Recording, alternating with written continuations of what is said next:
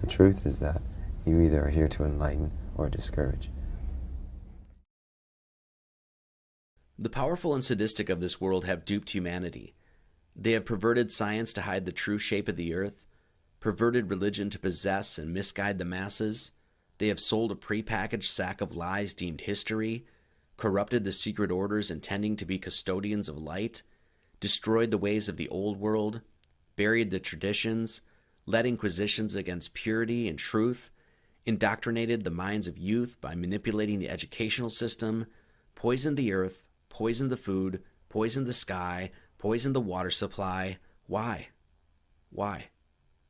Why? Why do they continue to do this? What lunacy, what insanity, what psychopathic drive do they have? What indeed is their endgame? Existence, at least as far as the drama of mankind is solely concerned, retains its chief functionality as the place where the essence of the Creator is continually regenerated into material form, expressly to undergo the process of karmic amendment. This karmic amendment ultimately leads to a reunification with the Creator, and it is this process that those intoxicated with power are gunning for control of. And we, the people of this earth, cannot allow this to happen any longer.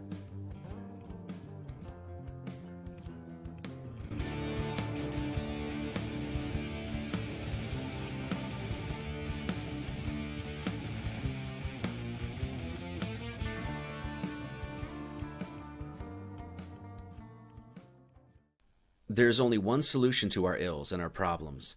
There is only one remedy to our collective maladies.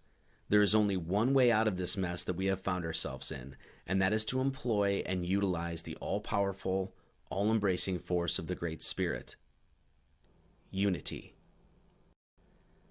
Now, does this mean that everyone is to get together and hold hands and sing Kumbaya, my lord? No, of course not.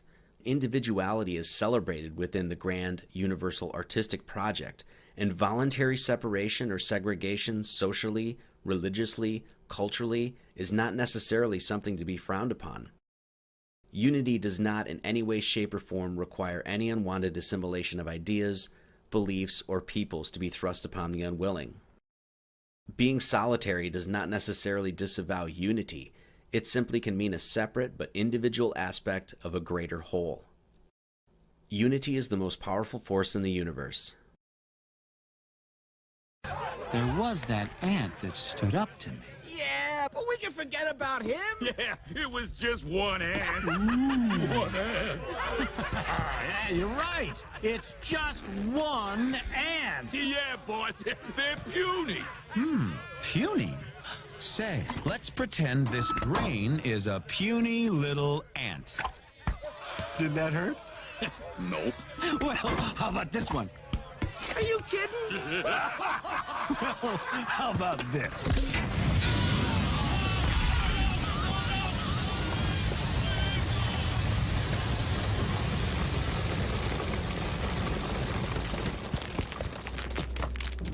You let one ant stand up to us, then they all might stand up. Those puny little ants outnumber us 100 to 1. And if they ever figure that out, there goes our way of life. It's not about food. It's about keeping those ants in line. If mankind is to overcome the ordeal we have found ourselves, continually immersed in a cascade of lies and corruption, then we must be willing to act in unity, live in harmony with Mother Nature, respect and obey natural law, coexist regardless of our differences, take responsibility for ourselves, and uphold the highest of moral standards. In fact, we the people of this earth must create a new world order. What the hell did you just say? Now, let's be clear here. The New World Order that I'm speaking about isn't the one we know these jackwagons are dreaming up. No thank you. There is only one world order that mankind must abide by, and that is the laws and orders put forth by Mother Nature herself. The laws of Mother Nature are, in fact, the authored laws of God. And these immutable laws, written into the fabric of existence, are the only laws that man must abide by. The great esotericist Manly Palmer Hall describes the importance of these laws as recognized throughout history. If we assume what ancient wisdom assumed, what the Hindus knew and the Chinese knew and the Greeks and Egyptians 5,000 years ago were well aware of and have given us good record of their awareness, then when we say that when man disobeys the gods, it does not mean that he goes against the words of some godling on a throne.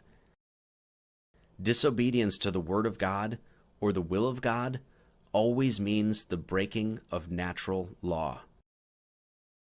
That is what it has meant and will always mean. Therefore, an offense against natural law is an offense against God. The ancients were fully aware of this, that the laws of nature are the outflowing expressions of the will of the Creator. This was the belief of Pythagoras. This was the belief of Buddha. This is the great moral burden of the Institutes of Manu, that these great laws exist and will be obeyed.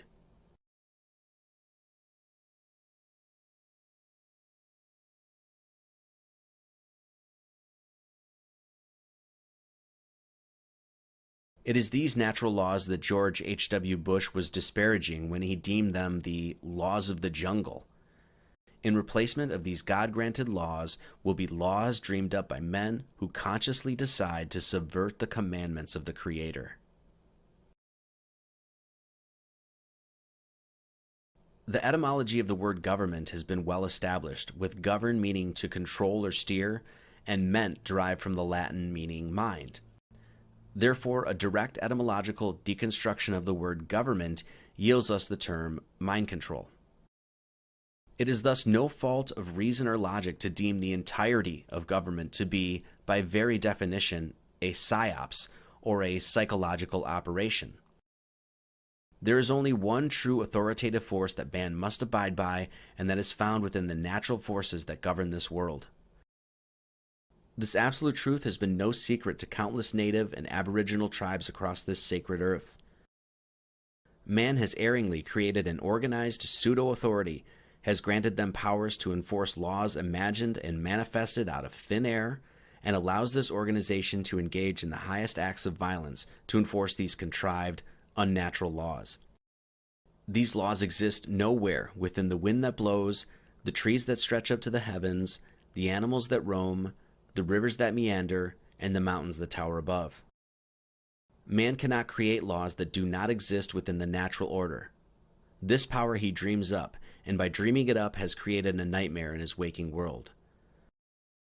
When man creates false laws, he does the first injustice to himself and his world by breaking the laws of the Great Spirit.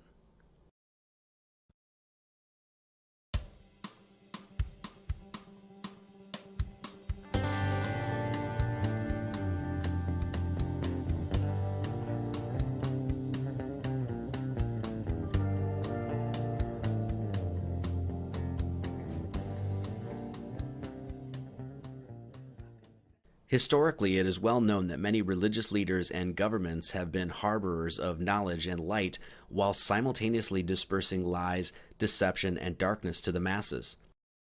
These acts continue today. It is from these acts, from taking potential beauty and kinetically energizing it negatively, is what directly creates the disharmony, dissonance, and conflict throughout mankind's current earthly challenge and situation. It is a sad and sobering fact that the impish dealers of corruption and deceit have long been at work looking to destroy what is beautiful and sacred, and unfortunately, these agents of malice are flourishing in our world today.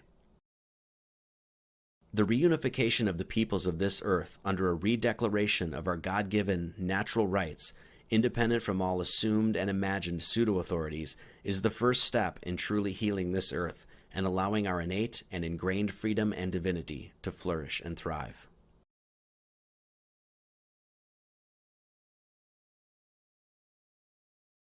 In the mystical tradition, it is well understood that the world in which we currently inhabit is one built off of the governing principle of reflection. Man in his elevated consciousness not only has the ability to reflect on the living world, navigating through its space three-dimensionally, but he is also given the gift to reflect contemplatively on that reflection.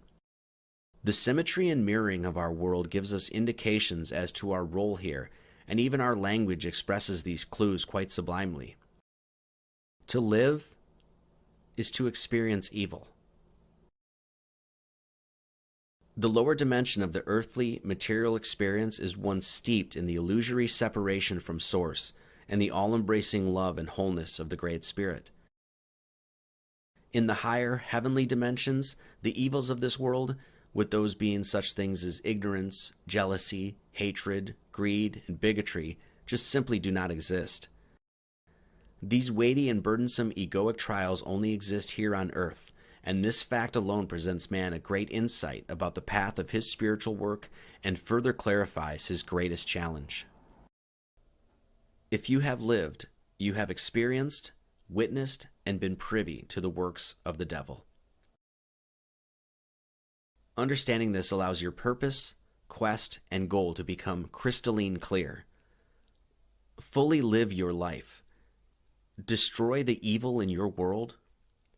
Find the devilish dragon keeping you from your center, and cut its damned head off.